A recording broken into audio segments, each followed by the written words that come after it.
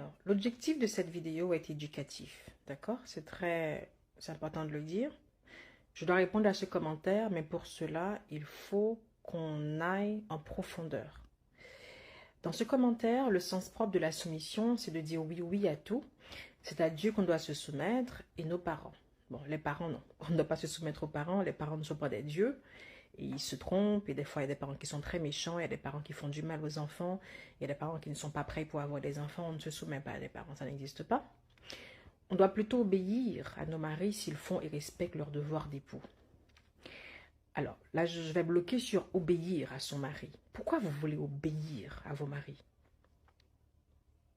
Enfin, moi, j'ai des enfants. Mes enfants ne m'obéissent pas. Je prends le temps de discuter avec mes enfants. Des fois, elles ne sont pas d'accord. Des fois, elles sont fatiguées. Des fois, elles n'ont pas envie. Des fois, elles ont souvent, et je les invite à avoir leur propre opinion sur un sujet. Mes enfants ne sont pas là pour m'obéir. Les animaux n'obéissent pas. Moi, j'ai déjà eu des animaux de compagnie, des chiens, des chats, ils n'obéissent pas. Les hommes n'obéissent pas.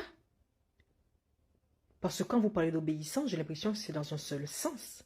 Est-ce que vos hommes vous obéissent ou bien c'est vous qui devez obéissance à vos hommes? Et qui vous a dit que la femme a une ADN spécifique liée à l'obéissance? Les femmes ne sont pas là pour obéir à leur mari. J'ai une question. Sur quel sujet obéissez-vous à vos maris? Qu'est-ce qu'un homme vous dit et vous obéissez? Vous acquiescez. D'accord, oui, mon mari, je vais le faire. Qu'est-ce qu'il vous dit?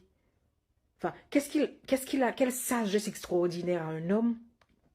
Quelle intelligence, quelle illumination à un homme pour que vous puissiez obéir? D'accord? Je suis une femme noire, donc j'ai déjà vu l'éducation qu'on donne aux enfants noirs. Donc, on est élevé dans l'obéissance. Donc, en tant que femme, enfant, vous obéissiez à vos parents. Adulte, vous devez obéir à vos maris. À quel moment vous vous libérez de cette obéissance? À quel moment vous existez?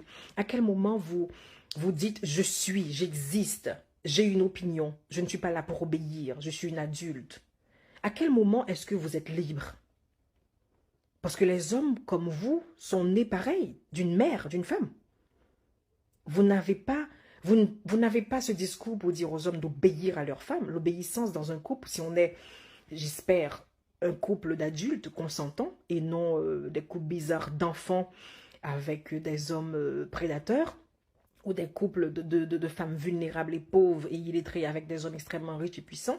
Si on n'est pas dans ces cas de figure, vous êtes deux adultes consentants avec des parcours différents, avec une intelligence, avec des compétences.